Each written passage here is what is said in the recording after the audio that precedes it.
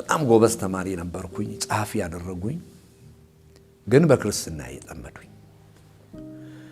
ይሄንን መጤ ሃይማኖት ይሄንን ከውጪ የመጣውን የምትከተል አብዮቱ የማይፈልገው ይያሉ በቃ በዛን ዘመን የሚጠየቀው ደግሞ መፈክር ነው መፈክር በል አልልም ከሁሉም በላይ አብዮቱ ከሁሉም በላይ እግዚአብሔር ማርክሲዝም ሌኒዝም መመሪያችን ነው መጽሐፍ ቅዱስ መመሪያዬ ነው ተሰብስቦ እርምጃ ያው እዛን ጊዜ ኢህአፓ እየተባለም ስለሚገደል እርምጃ ሊወስዱብኝ ፈለጉ አንድ ቀን ምንድነው የሚሆነው እኔ ከዛ እንግዲህ ጠጅ ቤት ካልኳችሁ ቤት እየተመላለስኩ ሰራለሁና መንገድ ላይ ሲሄድ እዘምራለሁ ለካ አንዱ ካድሬ ሊያስተምር ሲመጣ ከኋላዬ ነበር እኔ አላወቅኩ እና እዛ ስብሰባ ላይ ወዛደሮች ተሰበሰቡ ከገበሬ ማህበርም ሊቃነ መናብርቶች መጡ ስለ አብዮቱ ትምህርት ሊሰጥ ከዛ አሁን ለወረዳው የተማረ ሰው በካድሬነት የሚሰለጥን ይፈልጋል ከናንተ መሃል ምረጡ ተባለ አንደኛው ወጣው ተመርጬ ምክንያቱም በትምህርት ጎበዝ ነው ባህሪው በጣም ጨዋ ነው ተመራጭ ልጅ ነው ታማኝ ነው ተብዬ ተመረጥኩ የኔ ምክትል የነበረው ግን በድቃልና እጁን አውጥቶ ጓዶች አለ የአይዲያሊስትን ሐሳብ የሚከተል መጤ ሃይማኖትን የሚከተል ኢምፔሪያሊዝም ቡችላ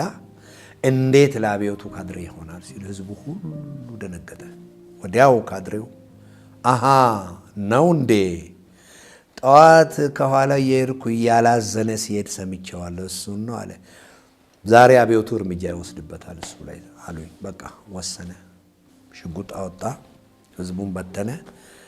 ህዝቡ ጎን እንትን ስርቻ ስር ይጠብቀኛል ግማሹ የኔ ዘመዶች አሉ ያለቀሱ ጠረጴዛ ላይ ሽጉጡን አስቀመጠ ማካሮቭ ሽጉጥ ይባላል ዛን ጊዜ ድካ አደረገ እዚህ ላይ አደረገ ስማ አለኝ ልበትንህ አለኝ እኔ ውስጤ ሙሉ ነው መንግስተ ሰማያት ነው የሚታየኝ ሞት ለኔ በዚያን ዘመን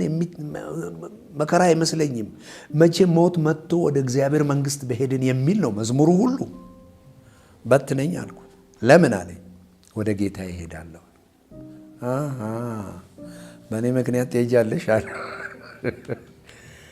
ገና አሰቃያለሁ አልገለህም ተፈለክ ና ቢሮ እንሄዳለን ቢሮ ወሰደኝ ሽጉጡን ቁጭ አረገ ኒያላ ሲጋራ ወጣ ላይ ያቦነነ አለኝ ብዙ ነገር መጤ ሃይማኖት አትናገርም አለ እሺ ልናገር ለምንድነው መጤ የምትለው ያልመጣ አለ ወይ አልኩት ምንድነው የመጣው እኔ አንተ የምትሰብከው አብዮቱ እኮ ከራሻ እኮ ነው የመጣው አልኩት ደነገጠ አንተ ካይሲ እናንተ እኮ አትቻሉ ሙታልኝ ከዚህ አለ ዳንኩኝ ይሞታል ተብሎ ሲጠበቅ ወጣው ከዛ አስወጡኝ ከዛ